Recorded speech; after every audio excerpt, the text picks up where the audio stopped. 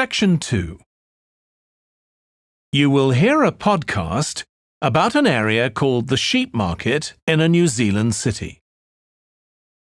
First, you have some time to look at questions 11 to 14.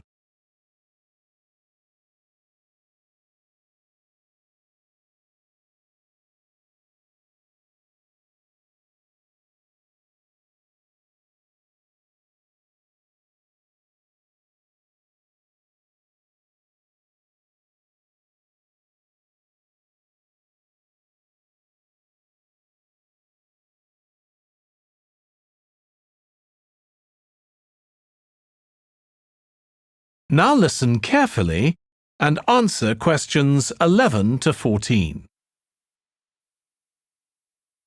Welcome to this podcast about the Sheepmarket, which is one of the oldest parts of the city. As its name suggests, there was originally a market here where farmers brought their sheep, but now it's been redeveloped into a buzzing, vibrant area of the city, which is also home to one of the city's fastest growing communities. The nearby university has always meant the area's popular with students who come in to enjoy the lively nightlife, but now graduates embarking on careers in the worlds of fashion and design are buying up the new apartments recently built here to replace the small houses where the market workers used to live. The narrow old side streets are great places for finding original pictures, jewellery and ceramics which won't break the bank, as well as local produce like fruit and vegetables. There's also lots of pavement cafes where you can have a coffee and watch tourists from all over the world go by.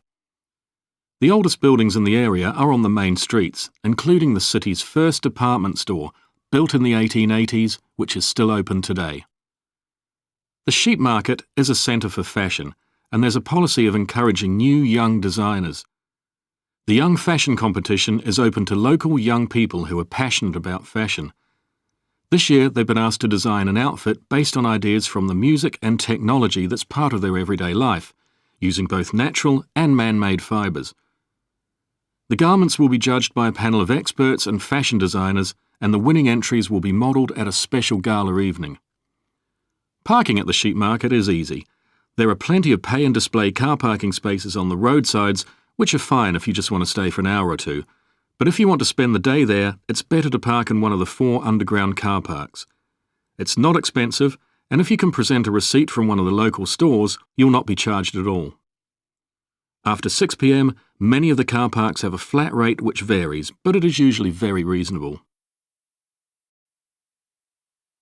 Before you hear the rest of the podcast, you have some time to look at questions 15 to 20.